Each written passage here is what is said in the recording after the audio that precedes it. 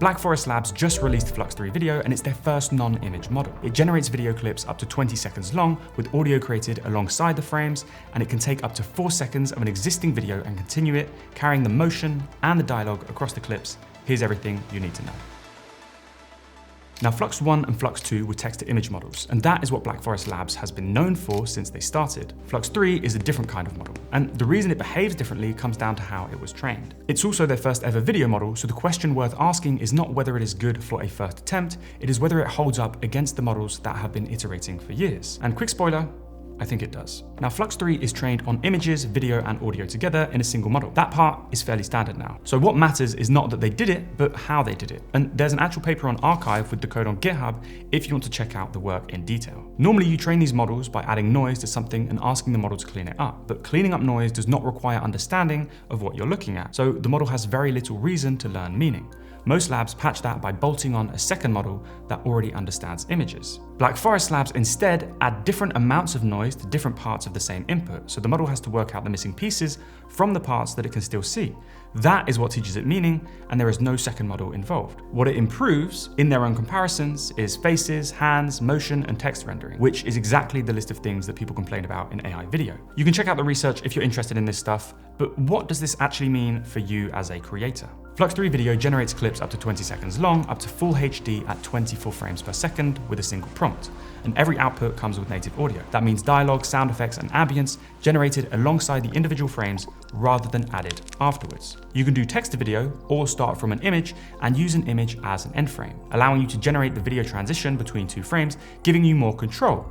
But this is not new, this is actually pretty standard. One generation can hold multiple scenes and camera angles while keeping the sequence coherent, so a cut between shots does not need a second render, and it renders typography as part of the scene rather than pasted on top. And for languages, it claims to cover English with various dialects, plus Chinese, Spanish, French, Japanese, Turkish, and all of these that you can see on screen right now, among others, with lip syncing. Now, the style range is worth calling out separately because it is the thing that you notice fastest. It's not locked into a cinematic look. Outputs can be raw, handheld, animated, nostalgic, or plain strange. Flux models are known for being quite creative and artistic, similar to Midjourney. So this is a real difference from models that require a lot of negative prompting to not make everything look like it was a film trailer, whether that's what you asked for or not. One more thing that's easy to skip past is Black Forest Labs says the model combines world knowledge from pre-training with real-time grounding, allowing for some pretty cool and unique synchronized multi-camera generations. And if you want to follow along with any of this, you can try Flux 3 right now by clicking the first link in the description down below, go to Image and Video, select Flux 3 in the model picker, and prompt away.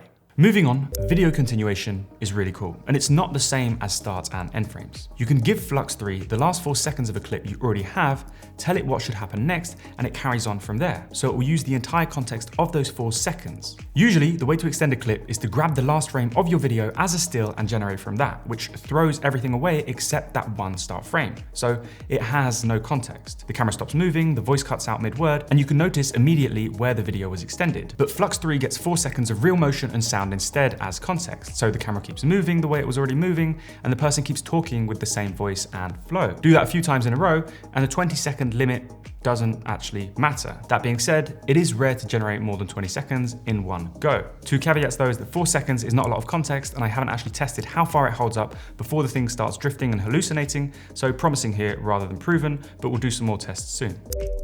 Now, there's also a draft mode, so you can get fast, cheap previews of your prompt, and when one looks right, Flux 3 renders the same video at full quality with the same subjects, composition, and motion. It's worth being precise about what this actually is though, because it sounds like it could just be generating small and scaling it up, but it's not.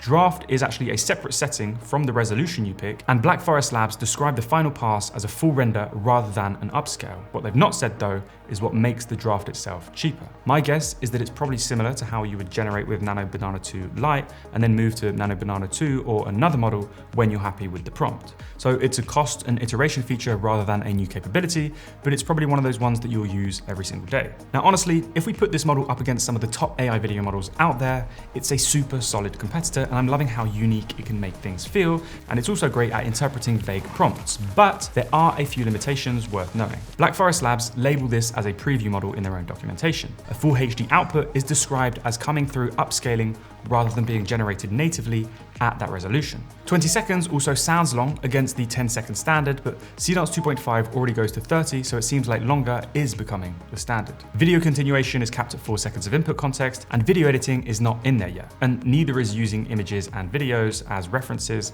though both are listed as coming. Flux 3 image has been announced, which I'm very excited about, but it hasn't been shipped yet. Their preliminary results say it handles complex prompts and text generation significantly better than the previous Flux models, and it renders high accuracy text in multiple languages, but again, there's no release date yet, besides the fact that it's on the roadmap. So to bring it together, Flux 3 is one model generating video, audio, and eventually images from a shared understanding of how the world behaves. On Black Forest Labs' own numbers, it has landed at or near the top of the field on its first attempt, which is a real achievement, but those numbers still need independent verification, so treat it as one more really strong option rather than a reason to throw out what already works for you. So simply test this up against the models that you already use with the prompts that you already use. And you can actually do that right now inside of Eleven Creative by clicking the first link in the description down below. And please let us know in the comments what you think. And I'm particularly curious about whether video continuation is something you actually see yourself using in your workflow. And if you want more breakdowns like this, hit that like button and don't forget to subscribe. Thanks for watching.